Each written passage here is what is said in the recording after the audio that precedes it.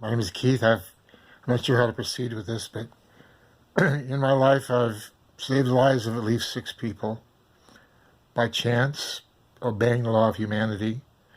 When the law of humanity speaks when you're given an opportunity to help somebody, you either do it or you don't do it. If you don't do it, you have to live with the consequences of your inaction for the rest of your life, which is a hard thing to do. But fortunately, apparently, I was given the right stuff to be able to make the right decisions and only afterwards think of what a stupid thing I had done by risking my life. First indication, when I was in my 22, I was delivering milk into a liquor store, and the windows imploded into an apartment above the liquor store. And I ran upstairs, and the people were all crowded in the hallway, and the landlady said, "Somebody's locked themselves inside the door because I can't open it with my pass key." And I said, "Stand back, I'm going to break the door down." Because they're all crowded around, they had no room, just like in the movies. I broke the door down, this huge blast of hot air. I created a backdraft. There was a guy right inside the door. I took one step inside, grabbed him by his belt and his shirt collar, tossed him into the hallway as I dived on top of him.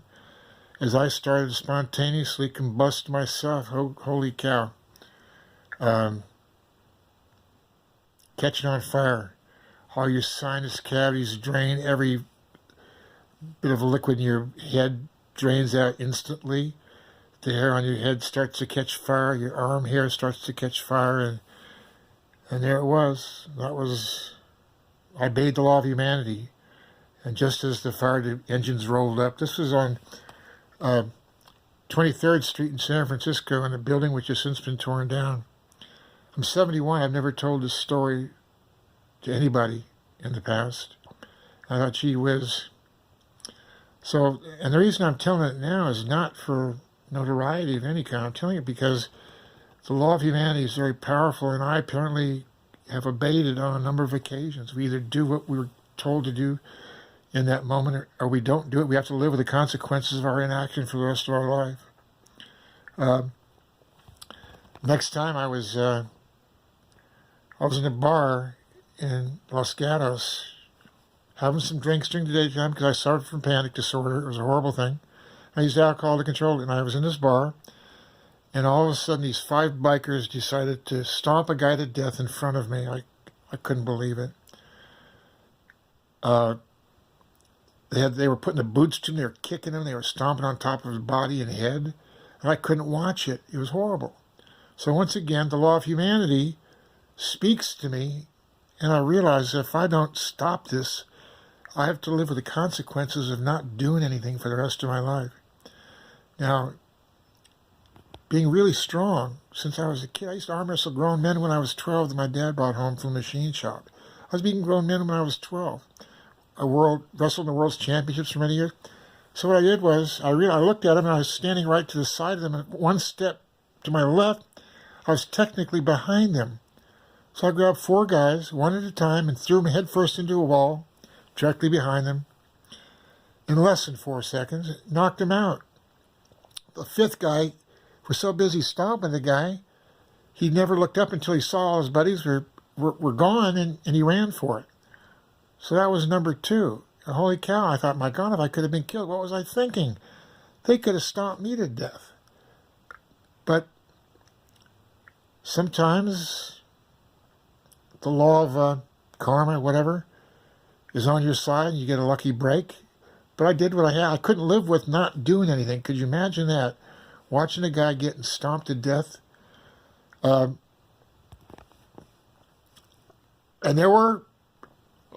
I was delivering milk, still on that first milkman gig when I was in the liquor store pulling the guy out of a burning room.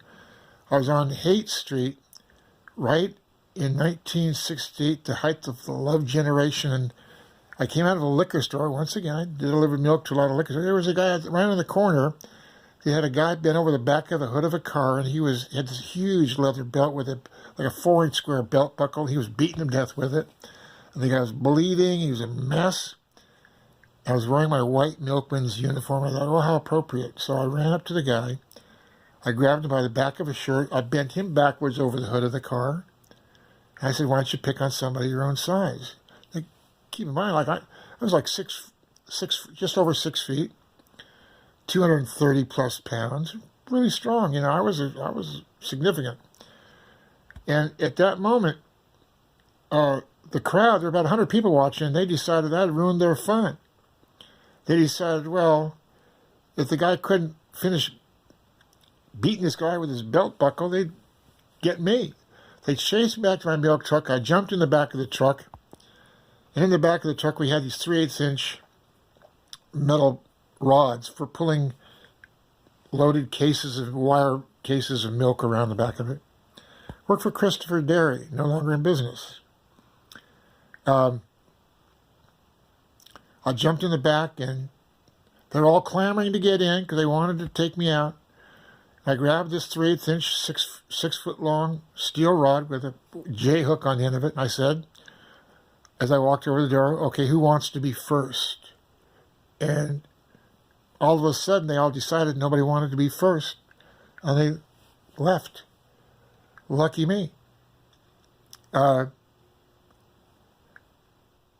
then some years later, when I was a runner, to deal with my panic disorder once again, I ran because I realized I couldn't have a panic attack while I was in oxygen debt. I was running around the polo fields in Golden Gate Park. It's a mile around the outside of the bushes. Just as I'm rounding I'd gone about 3/4 of a mile. I'm rounding this corner, and I see a guy hanging himself in a tree with his belt. He had tied it to a tree branch, stepped off a stump, and there he was. And I thought, oh my God, I could not believe my eyes. Guy hanging himself in a tree. I ran over. I got onto the same stump that he had jumped off of, undid his belt. I was fortunate, I was strong enough to lift him up with one arm, undo his belt with my other hand, because it was in a notch. And pulled him down, sat him on a tree that had been cut down from that same stump, sat on there holding his hand, trying to comfort this poor guy who just tried to kill himself. What, oh my God, had he done? And while I'm holding his hand, these people jog by and look down at me holding this guy's hand. And I could see the expression on their face. They were thinking, oh, here we go. 2 more queers in the park. Not having a clue what had just happened. And I was trying to comfort this guy, one human being to another. And we talked for about an hour, and I took him home. He just wrecked his car. He was a drunk, just like I was before I quit drinking 30 years ago. Drunk just like me, and I took him home to his wife and tried to help him. Give him hope, counsel him, whatever you call it, just one human being to the next. That's what human beings are supposed to do. And somehow it seemed to help. I guess that's number 4. The other 2 come to pass when I was drinking in bars, playing pool, liar's ice, whatever. Just trying to keep from dying of a panic attack. Breaking up fights, keeping people from getting done in. But there were well over 6, but there were 6 notable incidences where I stepped up. But I didn't do anything heroic.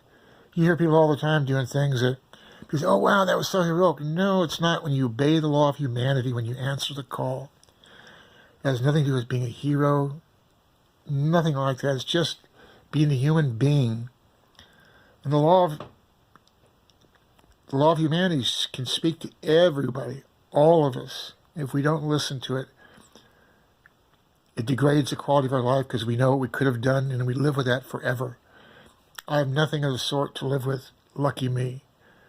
I had I can't even take credit for it because I was given that ability, not responsible. It was good that somebody had it, so that's my story. And I thought, I've never even seen anything like this in a movie. So one guy just being in instances time after, and I've had some incidences where I needed the help of people, and you know what happened? Somehow my karma was just there, and people helped me. Accidents, a couple times. People stepped up to just give me tremendous aid and support. Who knew?